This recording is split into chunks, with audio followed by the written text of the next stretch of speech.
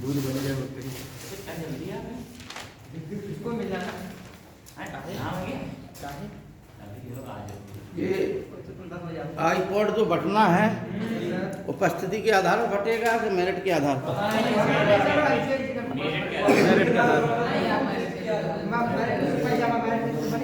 तो ये गलत तरीका है।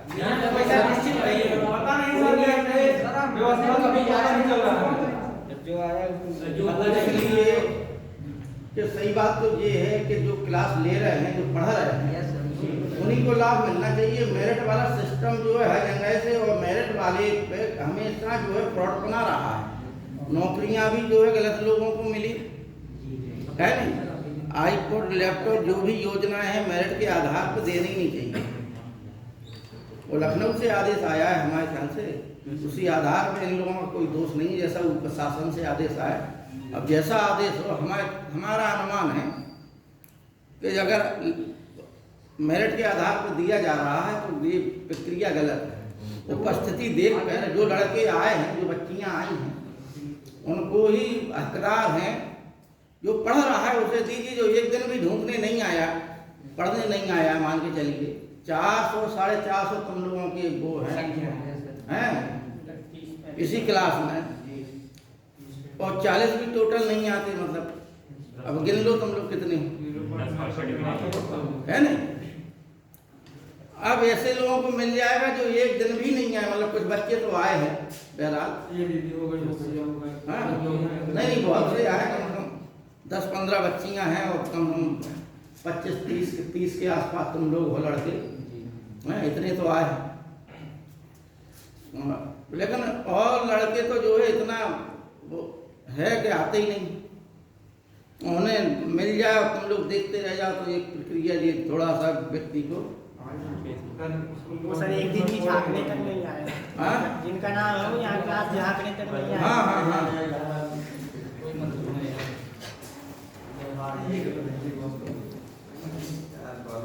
चलिए अब हम लोग विषय पे ध्यान दें। तो कहाँ तक लिखा दिया था हमने?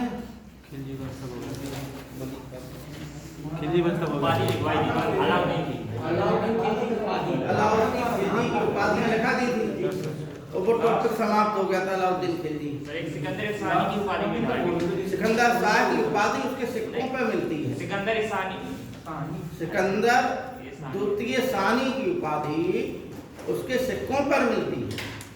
और ये जो युग का प्रधान, जनता का चरवाहा, ये सब उपाधियां किसने दी थी? अमीर खुसरो ने दी थी खजानुल फुतूह में। ठीक है ना? तो ये अलाउद्दीन खिलजी का लगभग पूरा टॉपिक हो गया। किसी व्यक्ति को किसी प्रकार का कंफ्यूजन हो पिछले टॉपिकों में तो निसंकोच पूछ सकता है। किसी को है किसी प्रकार कंफ्यूजन? हाँ? अब आप लोग इसके बाद कुछ समय के लिए मलिक काफूर बना, फिर कुतुबुद्दीन मुबारक शाह खिलजी बना। ठीक है ना? और मुबारक शाह खिलजी के बाद खुसरो शाह बना। ठीक, इसके बाद इसी के समय ये होगा कि इस्लाम खतरे में है। ठीक, और गाजी मलिक को बुला लिया गया। ठीक, और गाजी मलिक जो है गयासुद्दीन तुगलक के नाम से गद्दी पर बैठा है। अब लिखिए आप लोग तुगलक वंश।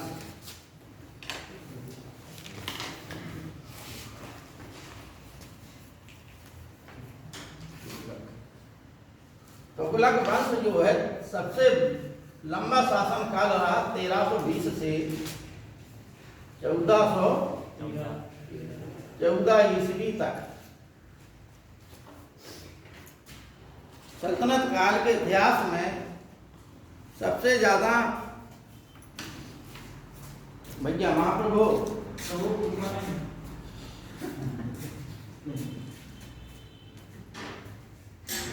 तो सल्तनत काल के इतिहास में सबसे लंबा कार्यकाल किस वंश का रहा?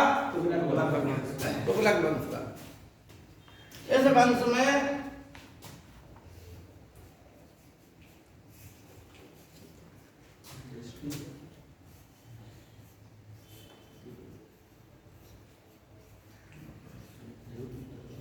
गयासुद्दीन तुगलक, मोहम्मद बिन तुगलक और फिरोज शाह तुगलक, तीन शासक प्रमुख हुए। ठीक है ना। अब हम लोग चर्चा करते हैं गयासुद्दीन तुगलक।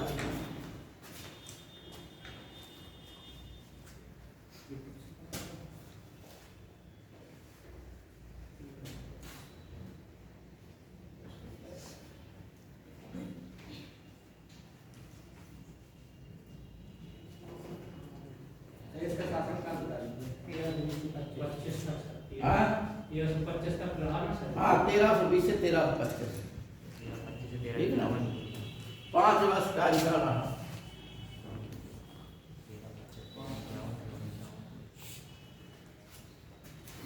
देखो अगर हम लोग शॉर्टकट में देखें तो इसके समय क्या क्या होगा, बंगाल अभियान होगा,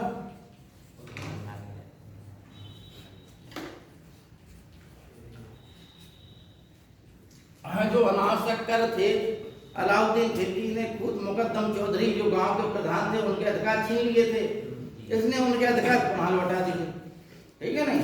खेती की बटाई व्यवस्था चालू कर दी। ठीक, बटाई व्यवस्था 3 प्रकार की होती है, लाख बटाई, रास बटाई और एक और है। फसल आती है तो उस फसल को पहले तो फसल बटाई हो गई, फिर लाख आई तो लाख बटाई हो गई, फिर रास बटाई हो गई। ठीक है ना।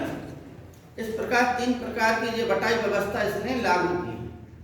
ठीक, नहरों का निर्माण सिंचाई के लिए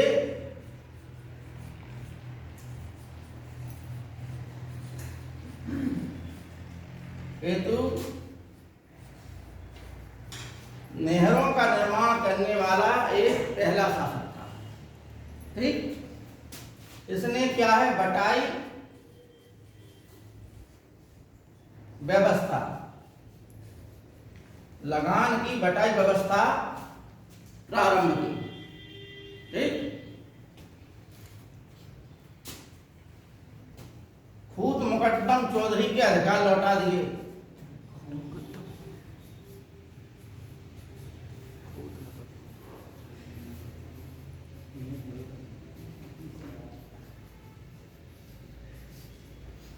खुद मुकद्दम चौधरी के अधिकार लौटा दिए।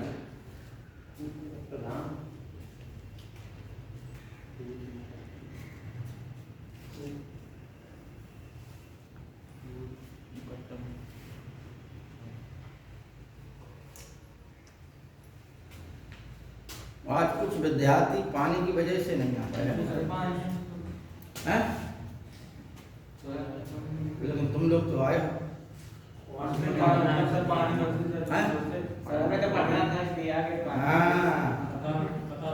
ये तरीका सही है। जिन्हें पढ़ना है वो बरसते होके पानी में आएंगे, और जिन्हें करना है तो ठीक है। देखो देखो कौरव और पांडवों के बहुत द्रोणाचार्य के बहुत से थे। ठीक, लेकिन उनमें सबसे योग्य कौन निकला? क्यों? क्योंकि उसमें सही रूप में शिष्यत्व का भाव था। ठीक है ना। कहा भी जाता है कि सुयोग्य को ही शिक्षा दो। प्राचीन समय में बहुत बड़ी शिक्षा पद्धतियां थी और बहुत अच्छी शिक्षा पद्धति थी, लेकिन जो गुरु लोग होते थे पहले विद्यार्थी को अपनी कसौटी पर कसते थे कि वह शिक्षा लेने लायक है विद्यार्थी या नहीं। ठीक है ना। इतनी बड़ी भीड़ में सिर्फ उसने द्रोणाचार्य ने सिर्फ एक व्यक्ति को पूरी शिक्षा दी, जिसका नाम था, क्यों? क्योंकि अर्जुन पात्र। ठीक है ना। तो ये सब चीजें जो है कि आप लोगों का मूल्यांकन स्वयं करा देती, एक एक चीज घटना, एक एक घटना। कुछ विद्यार्थी आते हैं, एक एक दिन आएंगे और तावड़ा रोड पूरी क्लास का माहौल खराब करेंगे। दबाव कर देते हमें ये बता दो, वो बता दो, ये है और वो है। अरे यार ये आप डेली आइए, डेली पूछिए, है नहीं? या धजल गगरी छलका से जाए और हरी मटकिया टिकटे जाए, है नहीं?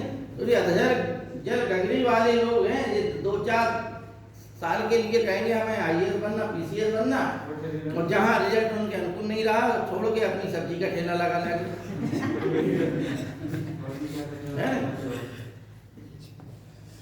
तमाम लोगों को देखा, ठीक है ना? और आदमी अड़ियल वो है कि हम कह रहे हैं कि ऊपर वाले खुदा को भी नीचे ले आए कि है हम अड़े हैं। तुम्हें देना हो दो, ना देना हो ना दो, हम अड़े हैं, हम लेकर रहेंगे। ऊपर वाला भी सोचता है कि ये अड़ियल है भाई, दे दो। तमाम इलाहाबाद में ऐसे उदाहरण हैं जो अड़ गए अपनी जिद पे, ऊपर वाले ने दिया। तमाम ऐसे उदाहरण। सही कंपटीशन वास्तव में देखो वहां समझा जाता है जहां पर विद्यार्थी उसी रूप के, उसी कंपटीशन के, वहां समझ में आता है आपको। जैसे हम सिक्योरिटी में रहते थे तो वहां जब रिजल्ट निकलता था, हर 10 में घर में एक, मतलब किराए से रहते थे लड़के, तो हर 10 घर चलिए एक ना एक PCS बन जाता था, और हर साल बनता था, ठीक है ना? और ये भी ताज्जुब वाली बात है कि जो लोग सिलेक्ट होते थे, जैसे प्री में सिलेक्ट हो गए तो मेंस दे रहे, तो एक दूसरे के चेहरे पहचानने लगते थे, क्योंकि हम भी मेंस दे रहे, तुम भी मेंस दे रहे, तो उनमें एक प्रकार की आत्मीयता आ जाती, परिचय होता है तमाम लोगों से, हैं कि भैया तुम पिछली परीक्षा में देखे थे, सवाल भी दे रहा, कितने का दे रही, मतलब 2-4 परीक्षा में बराबर दिख रहा है, तो मतलब थोड़ा पहचान बढ़ जाती है। एक पहचान का तरीका ये भी होता है इलाहाबाद में, है नहीं? तो ये जो विद्यार्थी जीवन है, विद्यार्थी जीवन में ही व्यक्ति के व्यक्तित्व की सही कसौटी कसी जाती है। आइए मोहम्मद बिन तुगलक पर, ये लिख लिया आपने। अब मोहम्मद बिन तुगलक की गयासुद्दीन तुगलक की जो अफगानपुर कांड है, इसे क्या बोलते हैं?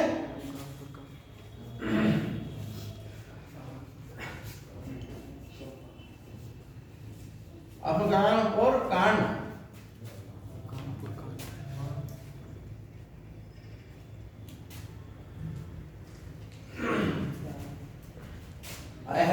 इसका वो था अहमद आयाज।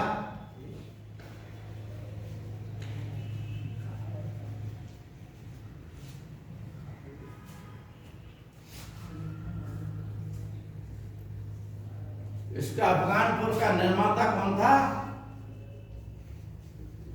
अफगानपुर में जो लकड़ी का महल बनाया गया था, उस लकड़ी के महल का निर्माता कौन था?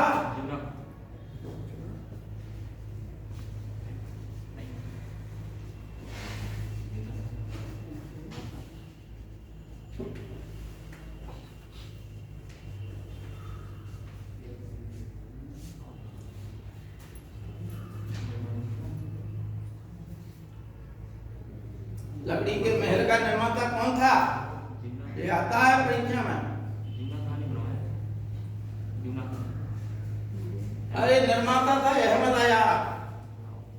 जूना खां के आदेश पे देखो, इसका एक नाम है, तो बता दें हम लोग, मोहम्मद बिन तुगलक का व्यक्तिगत नाम, बचपन का नाम, हाँ बचपन का नाम है। कांड हुआ था अफगानपुर कांड ही तो है। मूल नाम मलिक फखरुद्दीन नाम है इसका। मोहम्मद बिन तुगलक का वास्तविक नाम क्या है? मलिक फखरुद्दीन।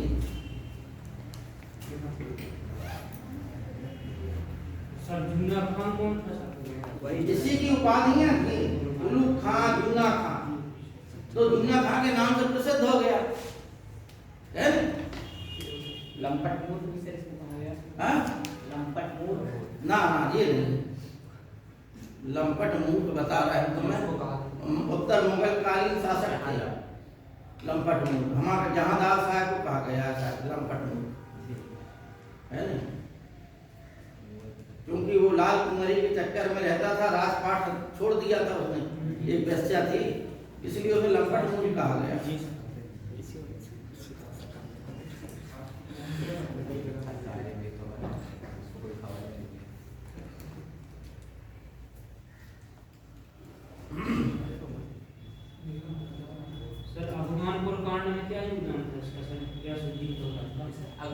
बंगाल के आसपास।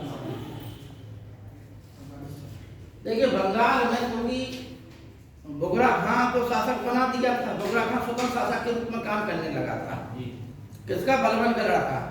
बलबन की मृत्यु के बाद वह स्वतंत्र शासक के रूप में काम करने लगा था, लेकिन बलबन ने उसको सलाह दी थी कि तुम जो है दिल्ली सल्तनत का कोई भी शासक हो उसके प्रति जो है वफादार रहना, ठीक है ना।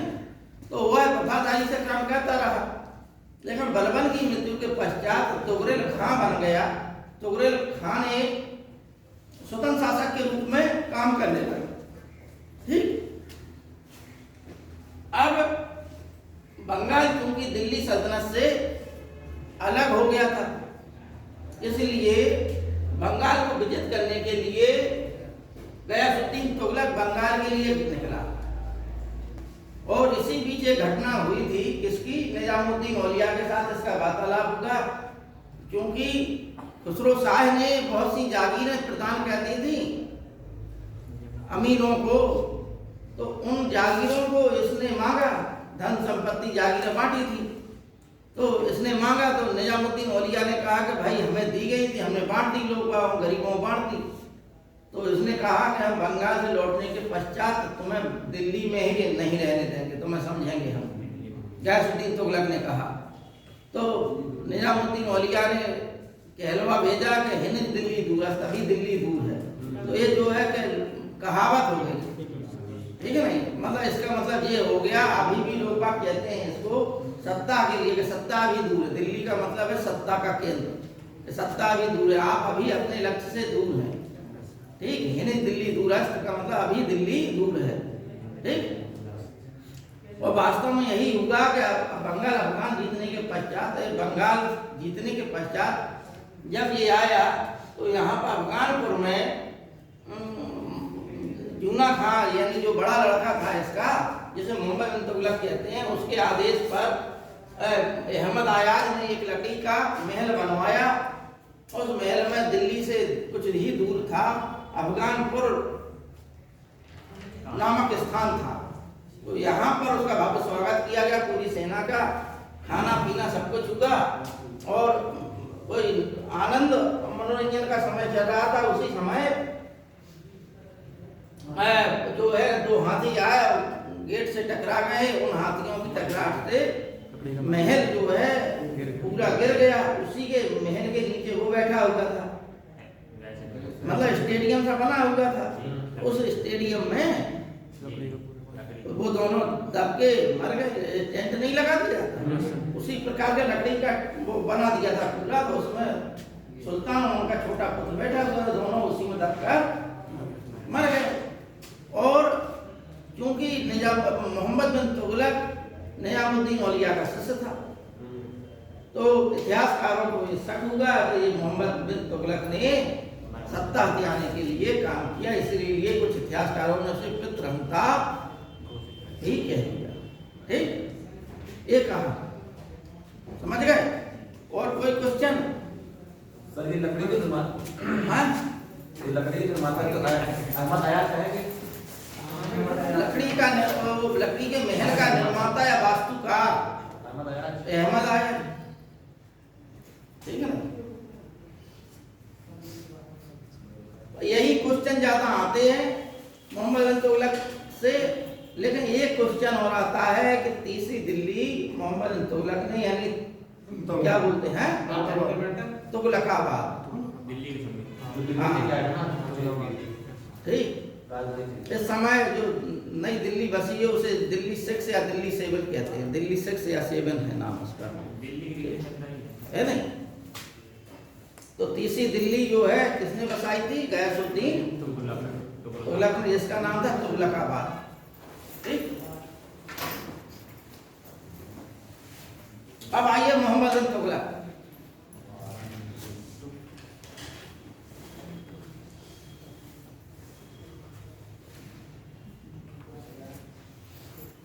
मोहम्मद बिन तुगलक की दोआब में कर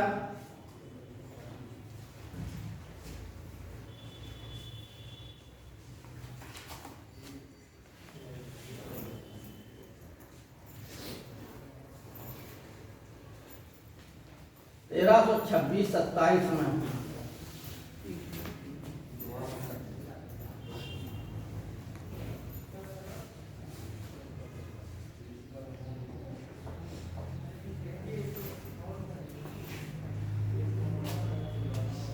राजधानी परिवर्तन 1327-28 में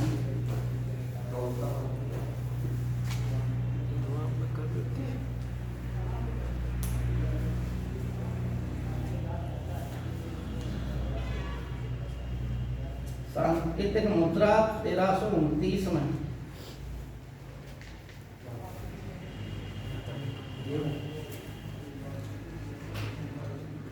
कराचिल एवं खुरासान अभियान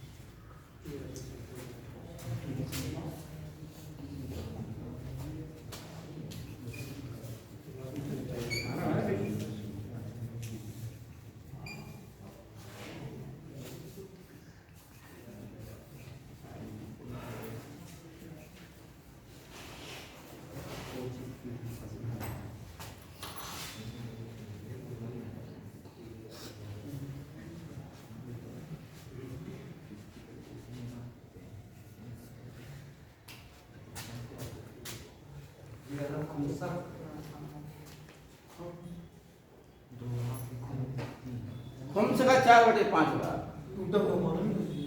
हम बता रहे हैं, लिख लें पहले।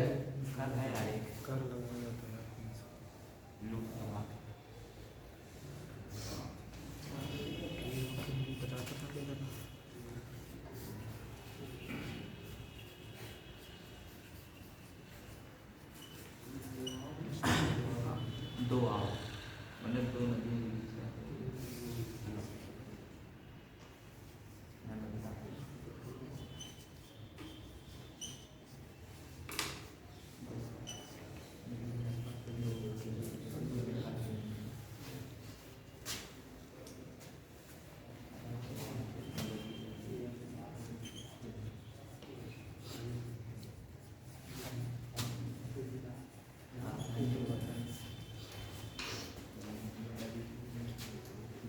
देखिए दोआब में कर वृद्धि हुई,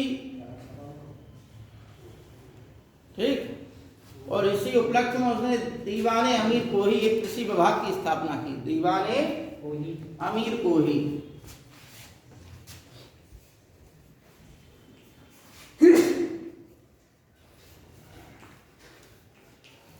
इसे कृषि विभाग और मालगुजारी विभाग भी कहते थे।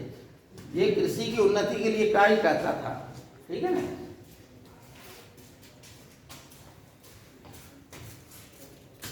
तो दोआब में करवती 1326 से 1327, ठीक है, ये हम बता चुके, समझा चुके काय के लिए। राजधानी परिवर्तन भी बता चुके, सांकेतिक मुद्रा का बता चुके, कराचिल खुरासान अभियान बता दिया, होली त्योहार में भाग लेता था हिंदुओं के, और इसने योग्यता को ही वरीयता दी, नौकरी में योग्यता।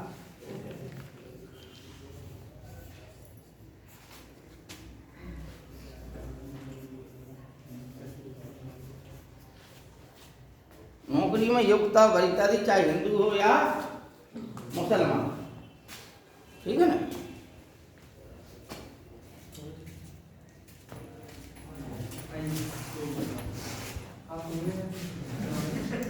अलाउद्दीन खिलजी और ये दोनों शासक कैसे रहे,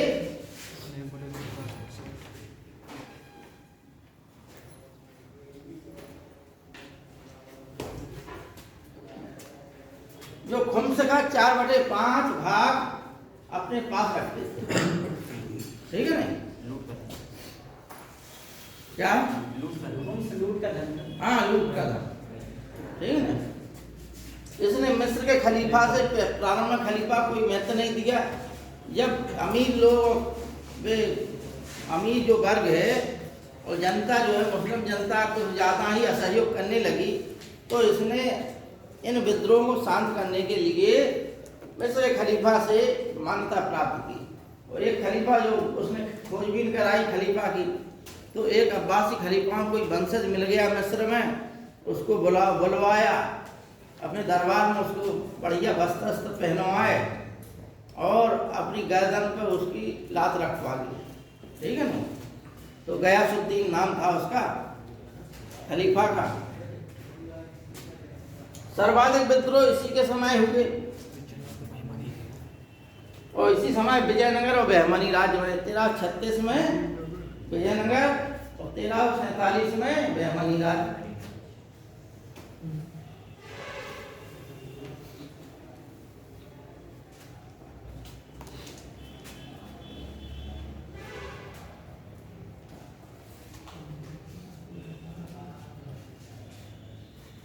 और इन्हीं विद्रोहों को दबाते हुए थट्टा या सिंध में इसकी मृत्यु ज्वर के कारण मृत्यु हो गई। ज्वर आया और इसकी मृत्यु हो गई, ठीक। यह जो है जनता और अपने अधिकारियों से बहुत ज़्यादा असंतुष्ट हो गया था, क्योंकि सर्वाधिक विद्रोह हो रहे थे। सबसे बड़ा राज्य भी था इसका। दिल्ली सल्तनत में यदि किसी का सबसे बड़ा राज्य था तो वो मोहम्मद बिन तुगलक का था। समझ आ गई। और इन्हीं विद्रोहों को थट्टा में, जब सिंध में विद्रोह हुआ, सिंध के थट्टा में, तो इन्हीं विद्रोहों को दबाने के लिए वह गया। रास्ते में ज्वर आया इसे और ज्वर के कारण इसकी मृत्यु हो गई। थट्टा में ही इसके चचेरे भाई फिरोज शाह तुगलक को इसका उत्तराधिकारी घोषित कर दिया, सुल्तान बना दिया, ठीक। तो बदायूनी नामक इतिहासकार ने लिखा है कि प्रजा को राजा से मुक्ति मिल गई और राजा को प्रजा से मुक्ति मिल जाए, ठीक। मोहम्मद बिन तुगलक कहता था कि मैं अगर एक मर्ज ठीक कहता हूँ तो मैं बदन दर्द ठीक कहता हूँ तो सर में दर्द उत्पन्न हो जाता है, मैं दर्द की दवा लेता हूँ तो कोई और रोग उत्पन्न हो जाता है। ये पूरा कथन ध्यान नहीं आ रहा, तो इस प्रकार से इसने कहा है। कुछ कथन है जो हम आप लोगों को लिखवा देते हैं, ठीक है ना। तो ये मोहम्मद बिन तुगलक का हो गया। अब आप लोग कुछ लिख लीजिए जो इसका मोहम्मद बिन तुगलक का जो है 1325 से 1351 तक रहा।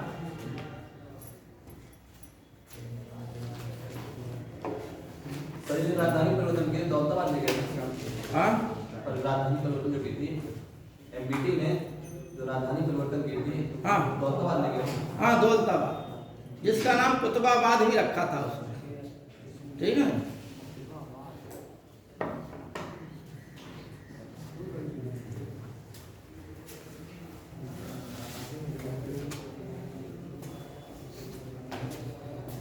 क्या नाम रखा था? कुतुबाबाद।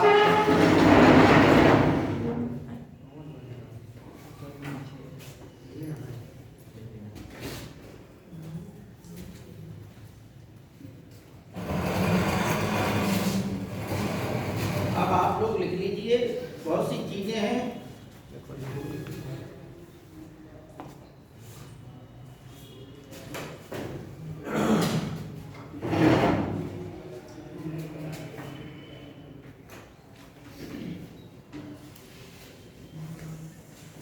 देखिए, इसी में लिख लीजिए कुछ और तथ्य छूट गए मोहम्मद बिन तुगलक के।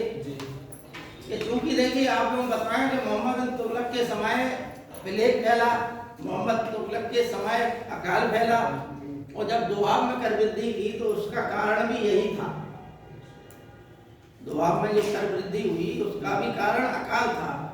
अकाल के कारण फसल हुई नहीं, वर्षा अच्छी हुई नहीं, और किसानों से टैक्स ले लिया गया। उसी आधार पर जितना के लगान निश्चित किया गया था, अधिकारियों ने सुल्तान से बिना परामर्श किए हुए ही जो पहले से निर्धारित किया था उस कर को जबरदस्ती वसूल किया, और जो उत्पादकता हुई वो पूरा अधिकारी लोग ले गए। तो किसानों ने विद्रोह कर दिया, क्योंकि साल भर जो व्यक्ति मेहनत करे और बाद पता चले खाने के लिए लाले भी पड़ जाए। जो उसने लागत लगाई वो तो चली गई, अब उसके लिए खाने के भी लिए कुछ नहीं बचा। जो कुछ था सब लूट ले गए अधिकारी लोग। तो किसानों ने विद्रोह कर दिया। जब मोहम्मद बिन तुगलक को ये चीज की जानकारी मिली तो उसने पता लगाया कि भाई अकाल के कारण फसल हुई नहीं, तो जो फसल हुई तो जो आपने लगान 50% निर्धारित किया था 50% के आधार पर अधिकारियों ने वसूल किया जबरदस्ती। तो जनता ने इस कारण विद्रोह किया। तो उसने कहा कि तो गलत, जब वो पढ़ा लिखा था। सही बात तो ये है कि ये अपने युग से होता क्या है कि जब व्यक्ति अपने युग से ज्यादा ऊंचा होता है तो जनता उसके मर्ज को समझ नहीं पाती, ठीक है ना। जनता मर्ज नहीं समझ पाई, अधिकारी मर्ज नहीं समझ पाए उसका, तो उसका मंतव्य क्या है। और अधिकारियों के असहयोग की वजह से ही मोहम्मद बिन तुगलक इतिहास दिल्ली सल्तनत का सबसे पढ़ा लिखा और योग्य शासक होने के बावजूद भी वह जो एक असफल शासक के रूप में इतिहास में नामांकित हो। ठीक है, ये समय की विडंबना है। जैसे अलाउद्दीन खिलजी के समय उसने अच्छा नियंत्रण रखा, और सुनिए वह स्वयं अपने सेनापतियों से ईर्ष्या रखने लगा, लेकिन उसके सेनापति उसके प्रति वफादार थे। और मोहम्मद बिन तुगलक का ये था कि मोहम्मद बिन तुगलक के अधिकारी उसके खिलाफ जो है विद्रोही, जिन्हें संरक्षण दिया। सबसे ज्यादा जो बाहर के विदेशी मुसलमान आए, जिन्हें सादा मुसलमान कहा जाता था, उनको संरक्षण दिया। सबसे ज्यादा विद्रोह इन्हीं लोगों ने किया, सादा मुसलमान। तो जब विद्रोह दबाना शुरू किया तो ये सारे सब इकट्ठे हो गए, सादा मुसलमान सब इकट्ठे हो गए, और जो बेमनी राज्य की स्थापना हुई इन्हीं सादा मुसलमानों ने।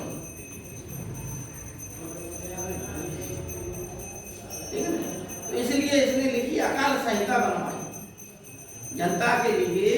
अकाल के समय क्या काम किए जाए तो जनता खुशहाल हो जाए, तो इसने अकाल संहिता बनवाई, लिखी अकाल संहिता। अकाल संहिता बनवाने वाला एक पहला शासक था। अकाल के समय राशनिंग की व्यवस्था किसने प्रारंभ कराई थी? अकाल के समय राशनिंग की व्यवस्था अलाउद्दीन खिलजी ने कराई थी, है नहीं। लेकिन अकाल संहिता बनाने का कार्य किसने किया? एमबीटी। पूरा काम ये बता दीजिए क्या पूरा काम अभियान और सांकेतिक मुद्रा के बारे में।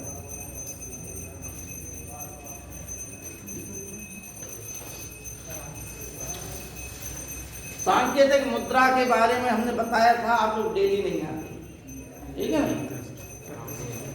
सांकेतिक मुद्रा के बारे में हमने ये बताया था कि उस समय सोने और चांदी की संसार भर में कमी हो गई थी। चीन का शासक और ईरान के शासक, इन दोनों ने सांकेतिक मुद्रा उस समय चलाई जिस समय मोहम्मद बिन तुगलक दिल्ली में शासन कर रहा था। चीन का जो शासक था उसने कागज की मुद्रा चलाई, और ईरान के शासक ने भी एक अलग से मुद्रा चलाई। उन दोनों की सांकेतिक मुद्रा थी, यानी उस मुद्रा के मूल्य भाग के अनुसार दूसरी मुद्रा, ठीक है ना। भारत में भी उस समय के समकालीन लेखक फरिश्ता कहता है कि तांबे की चलाई, ठीक है ना, और बैनियन कहते हैं कि पीतल की चलाई मुद्रा। तांबा या पीतल की मुद्रा चलाई थी उसने, ठीक, जिसका मूल्य चांदी के सिक्के के बराबर था। यानी एक तांबे या पीतल की मुद्रा का मूल्य मार्केट में एक चांदी की मुद्रा के बराबर था। लेकिन कमी ये रह गई कि जो इसने सांकेतिक मुद्रा चलाई उसका कोई ठोस जो है आकार या मतलब इस प्रकार की कोई मोहर नहीं थी, इस प्रकार की कोई डिजाइन नहीं थी कि जैसे लोग बाग मतलब इसकी जो है प्रतिकृति ना बना पाए, नकल ना कर पाए। अतः इसी का दुष्परिणाम मोहम्मद बिन तुगलक को भोगना पड़ा। जनता ने जो तांबे या पीतल का सिक्का चलाया था उसी प्रकार के सिक्के जो है अपने घर में छापना शुरू कर दिया। तो पता चला कि सिक्कों की मार्केट में बाढ़ आ गई। भाई खजाने से जितने सिक्के छप रहे थे उससे ज़्यादा मार्केट में तैर रहे थे। तो फिर खोजबीन की तो पता चला कि लोग अपने घरों में सिक्के बनाने लगे। तो मोहम्मद बिन तुगलक ने फिर उस योजना को वापस लिया और कहा कि जितने भी लोग बागों के पास हों वो जमा कर दें और उसके बदले में चांदी की मुद्राएं दें, ठीक है ना। तो ये भी उसकी एक असफल योजना थी। अब देखिए कराचल और खुरासान अभियान। कराचल हिमाचल प्रदेश में पड़ता है, ठीक, हिमाचल प्रदेश में ठंडा प्रदेश को पड़ता है। यहाँ पर इसने अभियान चलाने का प्रारंभ किया, सेना भेजी, लेकिन बर्फबारी के कारण सेना आधे से ज्यादा दब के मर गई और कुछ ही सैनिक शेष बच के आए।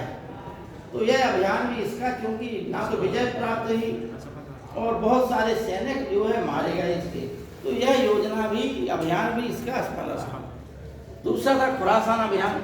खुरासान मध्य एशिया में है और यहाँ के शासक की मृत्यु हो गई थी। एक अयोग्य शासक काम कर रहा था, तो इसने एक और मध्य एशिया के शासक से मिलकर योजना बनाई कि हम दोनों आक्रमण करके खुरासान को जीत लें। करीब 1.25 लाख के आसपास सेना बनाई, 1,70,000 के आसपास सेना बनाई इसने, और उस पूरी सेना को साल भर का अग्रिम वेतन भी दे दिया, ठीक, नगद वेतन दे दिया। लेकिन तभी हुआ क्या कि खुरासान में सत्ता परिवर्तन हो गया और एक योग्य शासक बन बैठा। तो वो ईरान के शासक ने भी, जो इसका एक सहायक मित्र था, उसने भी योजना त्याग दी, तो मोहम्मद बिन तुगलक को भी अपनी योजना त्यागनी पड़ी। तो इसमें भी जो है अग्रिम वेतन देने के कारण भी इसका नुकसान होगा, ये भी इसकी असफल योजना हो गई। अब आ गए सब समझ में। हिंदुओं के होली के त्योहार में भाग लेता था, बाल्टी का कहना था, ठीक। नौकरी में इसने योग्यता, यानी अगर आदमी चाहे हिंदू हो या मुसलमान हो, बौद्ध हो या जैन हो, अगर योग्य है तो उसे उसके योग्यता के आधार पर ही नौकरी दी जाएगी। इस प्रकार का सर्वप्रथम प्रयोग करने वाला मोहम्मद बिन तुगलक सल्तनत काल का पहला सुल्तान था, ठीक है ना।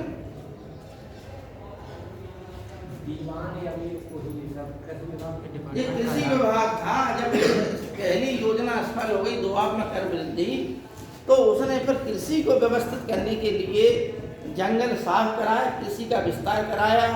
जो किसान लोग खेती छोड़ के भाग गए थे, हैं, या जो मतलब गरीब वर्ग के लोग थे, उन्हें खेती दी, जंगलों को साफ कराकर कृषि योग्य बनाया खेत, और उन लोगों को खेती दी। तकावी ऋण दिया खेती को प्रोत्साहित करने के लिए, जिसे तकावी ऋण कहते हैं, ठीक है ना, कि तुम लोग खेती करो। ये सब काम, एक विभाग की स्थापना की जिसे कृषि विभाग कहते थे, जिसका नाम दीवान अमीर कोही, और इसका जो प्रमुख अधिकारी था अमीर कोही कहलाता था, ठीक है ना। और दीवान का मतलब होता है विभाग, तो दीवान अमीर कोही नामक कृषि विभाग की स्थापना की, जिसका काम था कृषि का विस्तार करना और मालगुजारी को वसूल करना, ठीक है ना। अब किए आप लोग मोहम्मद बिन तुगलक के संबंध में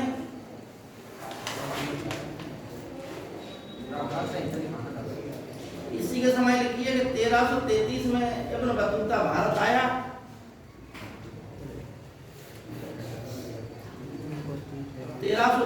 में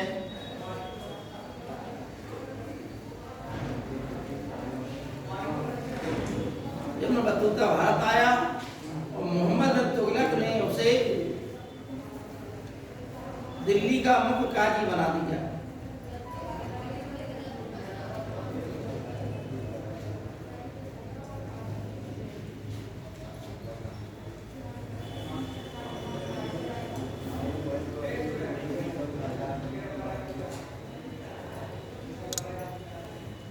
दिल्ली का मुख्य काजी भाई ये बताओ, ये टैबलेट बटना है, नाम ओपन किए नहीं है तो किन को बांटा जाएगा? नाम आ गया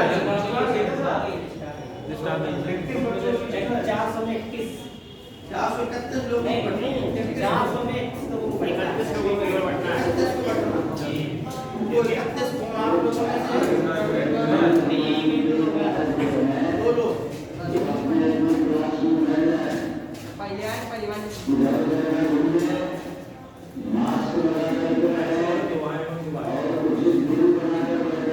देखिए इब्न बतूता का सुनिए। इब्न बतूता इसके परिवार के लोग घुमटकर प्रवृत्ति के थे। 17 साल की उम्र में इसने भी ये अफ्रीका के मोरक्को देश का निवासी था। ध्यान से सुनना तुम इब्न बतूता का, जिसने रेहला नामक पुस्तक लिखी, रेहला, ठीक है ना। ये परीक्षा में आता है, जितने लेखक महत्वपूर्ण लेखक हैं आते हैं परीक्षा में। तो ये आता है कि अफ्रीका का निवासी कौन लेखक था, तो अफ्रीका के मोरक्को का निवासी इब्न बतूता था। ठीक, तो मगर जो लोग लिख रहे हैं वो लिखते भी जाएं हैं और सुनते भी जाएं। इब्न बतूता के बारे में जब आई है चर्चा तो लिख ले। पुस्तक कौन सी सर लिखी है इन्होंने? हैं? कौन सी किताब लिखी है? रेहला।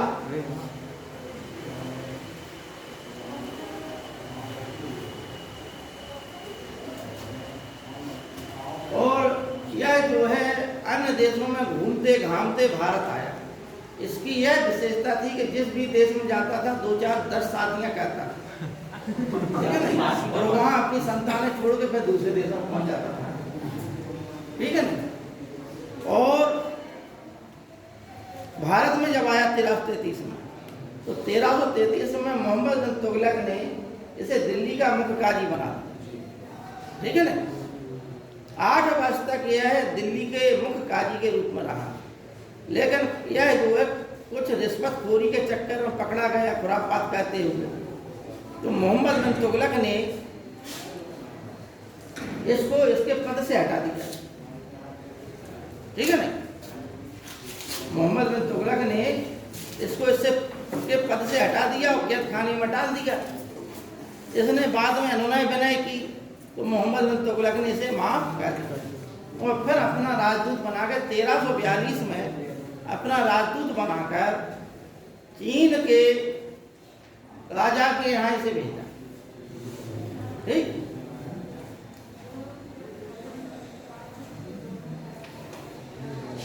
फिर जो है भारत देश नहीं आया और वहीं से इधर उधर घूमता घामता हुआ अपने देश पहुंच गया। रास्ते में ही इसकी जो मूल प्रति थी रेला वो खो गई। अतः इसने फिर स्मृति के आधार पर पुनः जो है पुस्तक लिखी अपने एक मित्र की सहायता से। और इस अफ्रीका के जो मोरक्को के राजा थे उनके कहने पर इसने फिर पुस्तक पुनः लिखी। तो ये पुस्तक से भी मोहम्मद बिन तुगलक की जानकारी मिलती है, ठीक है। इसका बहुत बड़ा नाम है अबू रेहान मोहम्मद जाने क्या का नाम, बहुत बड़ा नाम है इसका, इब्न बतूता। अगला लिखिए मोहम्मद बिन तुगलक के बारे में। चीन के जो राजा थे 1342 में तोगन तिमूर थे, तोगन तिमूर, जिनके दरबार में मोहम्मद बिन तुगलक ने इसे भेजा था। उनका नाम था तोगन तिमूर। ये आ जाता है परीक्षा में कभी कभी, तोगन तिमूर।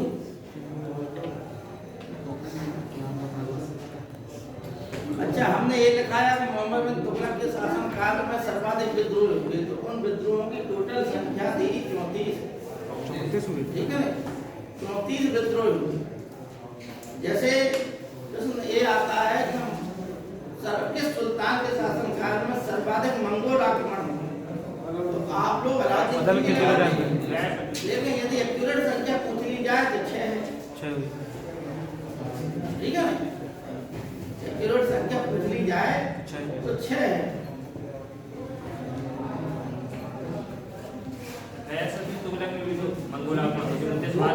मंगोल आक्रमण सबके शासन काल में हुए लगभग, लेकिन सर्वाधिक किसके शासन काल में हुए?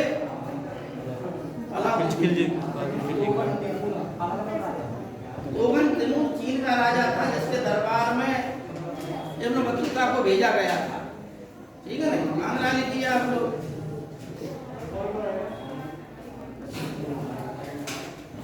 देखो, हमने कहा था कि जो सांकेतिक मुद्रा है, सांकेतिक मुद्रा चीन के शासक के खातू खाने चलाई थी। इनका नाम विचित्र टाइप का है, नहीं, इनका कुबलई खां है ना, कुबलई खां जो चीन के में था जो सांकेतिक मुद्रा कागज की चलाई, उनका नाम था कुबलई खां। और जो फारस का शासक था उसका नाम था केताकू खां। फारस का जो शासक था उसका नाम था केताकू खां। कुबलई खां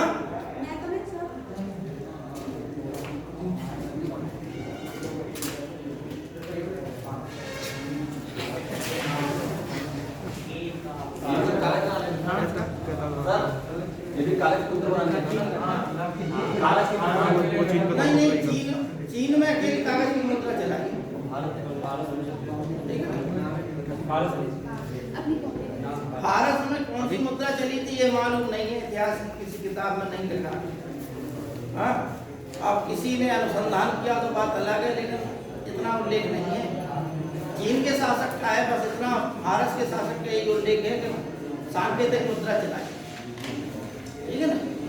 नाम क्या है फारस किसका? फारस इसका तो ये ताकू था। अब देखिए मोहम्मद बिन तुगलक के बारे में इतिहासकारों ने क्या क्या कहा। मोहम्मद बिन तुगलक के बारे में, ए बेटा बातचीत ना करें, देखो आप लोग, मोहम्मद बिन तुगलक के बारे में क्या क्या कहा गया।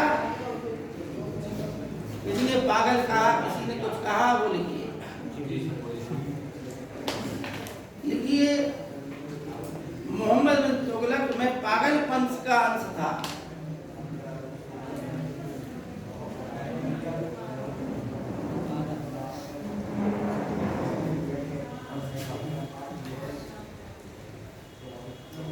मोहम्मद बिन तुगलक में पागलपन का अंश था। यह जो है कथन एल विंस्टन ने कहा, डैश लगा के लिख लीजिए, एल विंस्टन। एल विंस्टन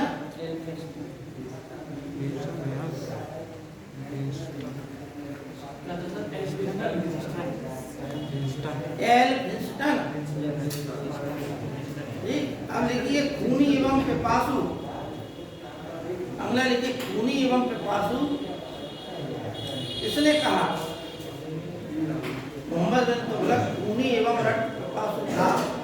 उसे निर्दोष मुसलमान जनता का खून बहाने में बड़ा आनंद आता था। ये पूरा कथन है, तो आप लोग उतना ही लिख लीजिए, खूनी एवं रक्त पिपासु। किसने कहा?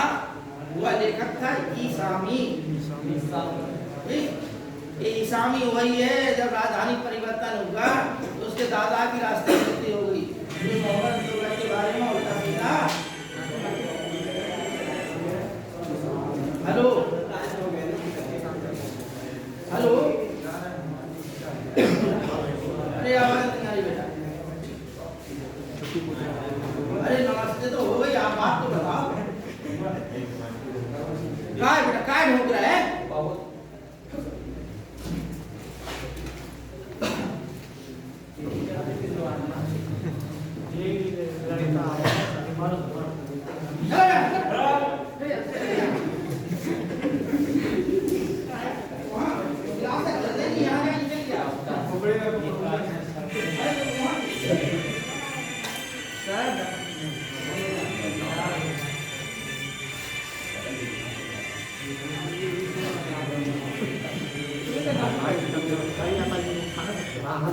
हेलो, अरे वे हम क्लास में पढ़ा रहे बेटा, बाद में करना फोन, ठीक है? किसी भी तरह जब आवाज आनी नहीं तुम्हारी, बार बार करना, बाद में करना। नहीं होती है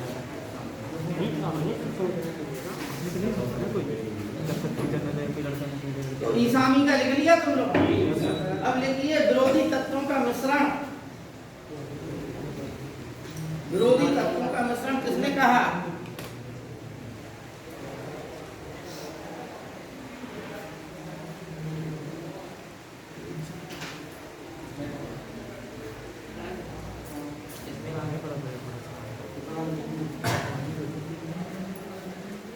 विरोधी तत्वों का मिश्रण आशीर्वादी लाल ने। आशीर्वादी लाल।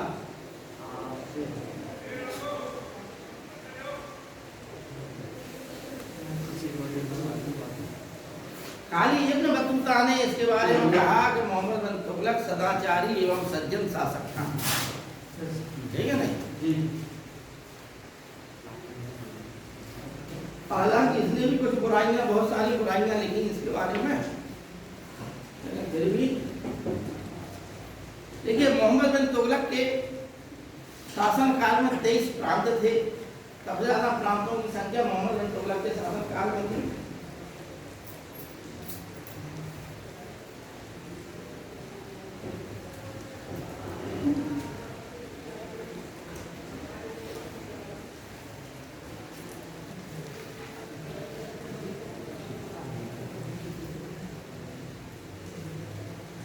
तो एक हमने चीज आप लोगों को थोड़ी गलत बता दी, आप लोग सुधार कर ले। हमने यहाँ बताया कि खुरासान अभियान के दौरान मोहम्मद बिन तुगलक ने 1,70,000 सैनिकों की भर्ती की, बताया था। लेकिन 1,70,000 की जगह 3,70,000 आप लोग नोट कर रहे हैं, ठीक है ना। 3,70,000 की सेना इसने जो है संगठित की थी और उसे अग्रिम वेतन दे दिया था, ठीक है ना। 3,70,000 में 1,70,000 रुपये कर दिया। हाँ 3,70,000 में 1,70,000 रुपये दे अरे वो 1,70,000 दिमाग हम के कॉन्सेप्ट ही हटा दो, इसलिए संशोधन कराया कि हमने स्वयं स्वीकार कर लिया कि वो 1,70,000 की जगह 3,70,000 करोड़, ठीक है ना। ठीक, देखिए बंगाल स्वतंत्र हो गया, बहुत से राज्य स्वतंत्र हो गए। मोहम्मद इलियास खान ने बंगाल में स्वतंत्र राज्य की स्थापना की। हसन गंगू बहमन शाह ने बहमनी राज्य की स्थापना की। बुक्का एवं हरिहर ने जो है काय की स्थापना की।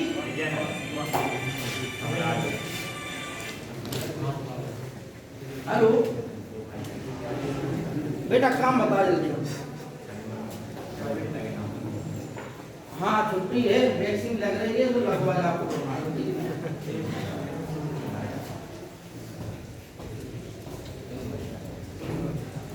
अब आइए फिरोजशाह तुगलक।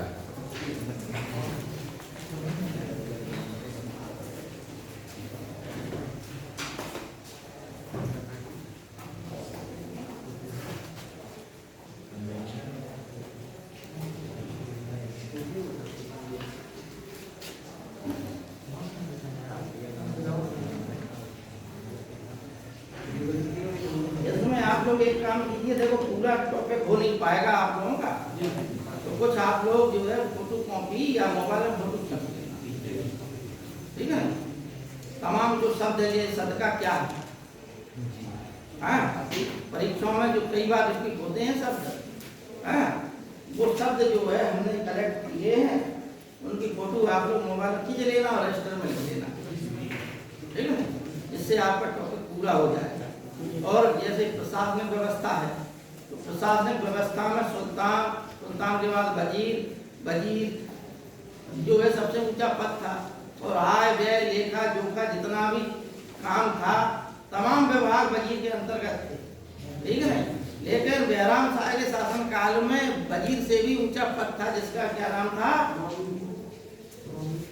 नायब मालिका, ठीक है। नहीं लेकिन अच्छा एक तुमने आता है किसके शासन काल में वजीरा सबसे उच्च शिखर पर पहुंची, तो सबसे ज्यादा उच्च शिखर पर किसके शासन काल में पहुंच गई थी, तुगलक काल में। तुगलक काल में विशेषकर फिरोजशाह तुगलक के शासन काल में वजीरों का बहुत बड़ा योगदान हो गया था। वजीर लोग अपने उत्कर्ष से पहुंच गए थे। तो आप लोग लिखिए जाइए फिरोजशाह तुगलक के बारे में। देखिए इसे सल्तनत का अकबर कहा जाता है।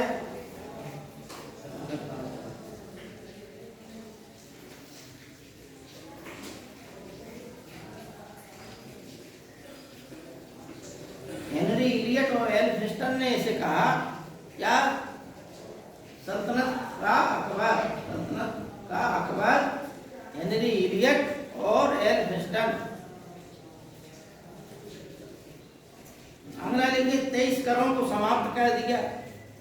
23 करों को टैक्स मतलब 23 प्रकार के, क्योंकि यह पूर्णतः शरीयत के अनुसार चलने वाला शासक था, तो इसने शरीयत के अनुसार 4 ही कर माने थे, ज़कात, जजिया, खराज और खुम्स। तो यही कर लागू किए इसने।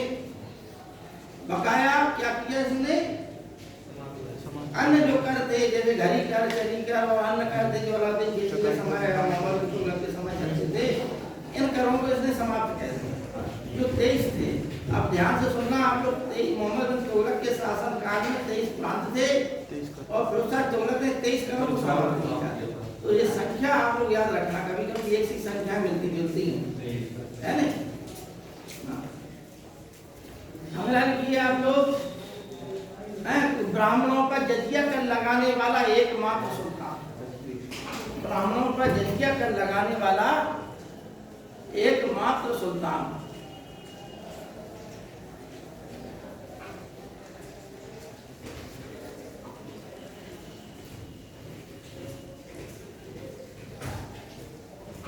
फुतुहात-ए-फिरोजशाही नामक आत्मकथा, फुतुहात-ए-फिरोजशाही, फुतुहात-ए-फिरोजशाही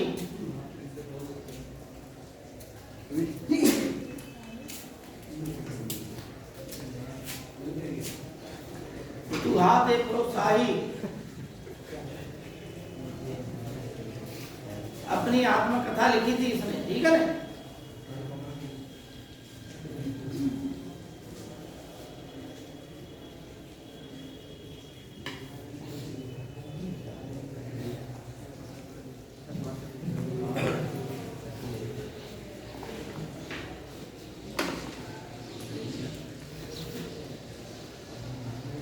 इसने कुछ जो है लोकोपकारी कार्य किए, उन विभागों के नाम लिखी जाए। दीवानी बंदगान, ये गुलामों का क्या था विभाग, दीवानी बंदगान है ना। 1,80,000 गुलामों को भर्ती की थी इसने, उनका एक विभाग बनाया था, दीवानी बंदगान।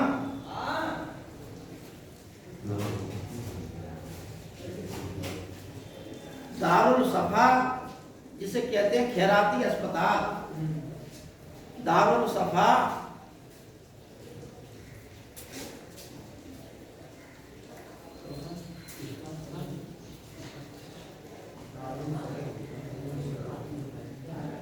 मुसलमानों के लिए अस्पताल।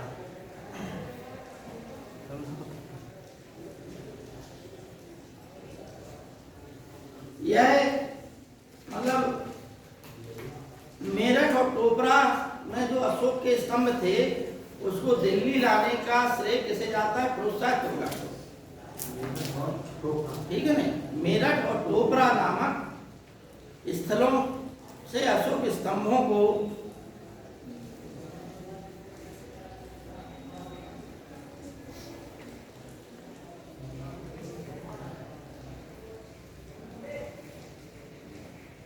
अशोक स्तंभों को तुम बेटा पहली बार आया का क्लास में? हाँ? 1 बजे से मिलना था लेफ्ट। 10 बजे सर लिखा था। हाँ? 10 बजे लिखा था सर। 10 बजे फालतू में बुला लिया, 1 बजे से बटे मित्र होगा। चले जाएंगे। अरे नहीं बैठा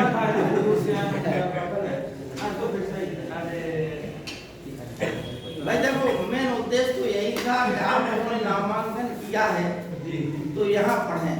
सर अभी तक यहाँ पे सर बीएड की इंटर्नशिप लगी ना? अच्छा हाँ बीएड की। हाँ सर इधर पे।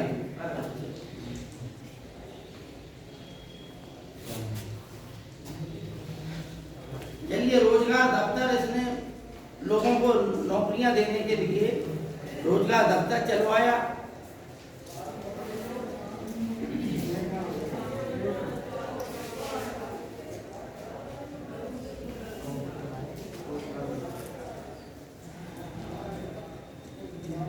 हिसार, फिरोजा, लिखिए नीचे लिखिए, हिसार, फिरोजा, जौनपुर और फिरोजाबाद। हिसार, फिरोजा, जौनपुर और फिरोजाबाद।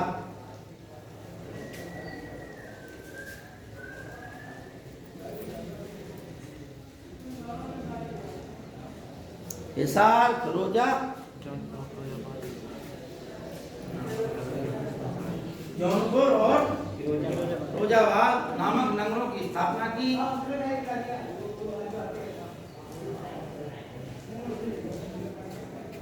1200 बागों का निर्माण कराया। 1200 बागों का निर्माण कराया। ये सब जनता के लिए कराया। आप लोगों को हम देखो, ये शासक अच्छा था। अगर यह धर्मांध ना होता तो इसकी माँ हिंदू ना होती। सिर्फ अपने आप को यह सिद्ध करने के लिए कि हमारे ऊपर जो है हिंदुत्व का जरा सा भी प्रभाव नहीं है, यह जो है मुल्ला मौलवियों के चक्कर में पड़ा, और चूंकि उन्हीं की कृपा से पद मिला था। इस वजह से यह जो है थोड़ा सा धर्मांध हो, इसके बारे में कहा भी जाता है, ठीक है नहीं। अपने युग का सर्वाधिक धर्मांध शासक फिरोज शाह तुगलक के बारे में कहा जाता है, किसी इतिहासकार ने कहा है, ठीक है। सल्तनत काल का अकबर भी है तो अपने युग का सर्वाधिक धर्मांध शासक भी कहा गया। देखिए जो आज की गवर्नमेंट कर रही है वो फिरोज शाह तुगलक ने, अशोक सम्राट ने ये सब काम कराए। अशोक सम्राट ने बहुत पहले ये काम कराए थे, ठीक है नहीं। कौन सा अनाथालय खुलवाए, ठीक है नहीं, अस्पताल खुलवाए, ठीक, ये सब काम कराए। रोजगार दफ्तर जरूर उन्होंने नहीं खुलवाया था, रोजगार दफ्तर इसी ने खुलवाया, फिरोज शाह तुगलक ने।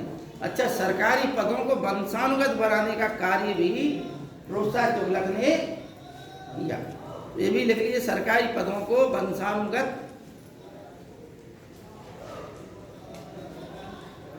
करने का कार्य भी फिरोज शाह तुगलक ने किया। अच्छा, एक प्रश्न और आता है परीक्षा में कि ऐसा कौन सा दिल्ली का सुल्तान था जिसने भ्रष्टाचार को प्रोत्साहन दिया, तो वह सुल्तान भी फिरोज शाह तुगलक था। एक बार हुआ क्या कि एक सैनिक को अपने घोड़ों की जांच करानी थी, तो उसके घोड़ों की जांच नहीं हो रही थी, तो फिरोज शाह तुगलक ने उसे एक सोने का टंका दिया और उस सैनिक को कहा कि तुम अधिकारी को ये दे देना, तुम्हारे घोड़ों की जांच हो जाएगी। मतलब क्या होगा, ये भ्रष्टाचार था, रिश्वत थी, इस रिश्वत से उसे मिल जाएगा, तुम्हारे घोड़ों को पास कर देगा, ठीक है नहीं। तो इसके बारे में अफीफ ने लिखा है कि फिरोज शाह तुगलक ने ऐसा किया और भ्रष्टाचार को प्रोत्साहन दिया, ठीक है नहीं।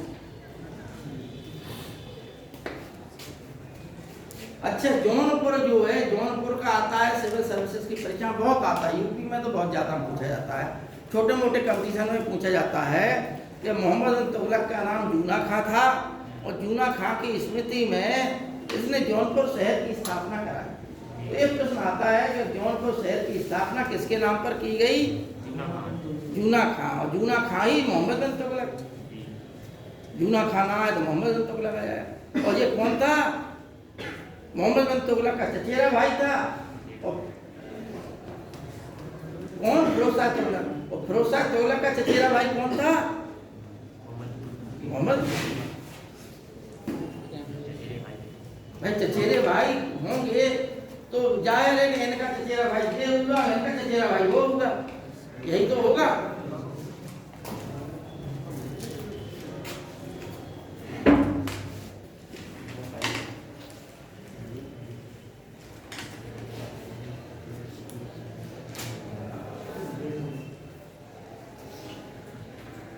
अब अंतिम शासक ले लीजिए, 3-4 शासक और बने, लेकिन अंतिम जो शासक था जिसके समय तैमूर ने भारत पे आक्रमण किया 1398 में, ये परीक्षा में प्रश्न आता है। देखिए, नासिरुद्दीन महमूद 1394 से 1312 तक इसने शासन किया। 1398 में तैमूर ने भारत पर आक्रमण किया। 1398 में तैमूर ने भारत पर आक्रमण किया और दिल्ली तक को इसने जीत लिया था। इसलिए यही ख्वाब किसके मन में बस गया? बाबर के मन में। बाबर तैमूरी का 5वां वंशज था, इसलिए बाबर भी वही स्वप्न देखने लगा जो तैमूर ने जिस स्वप्न को साकार किया था।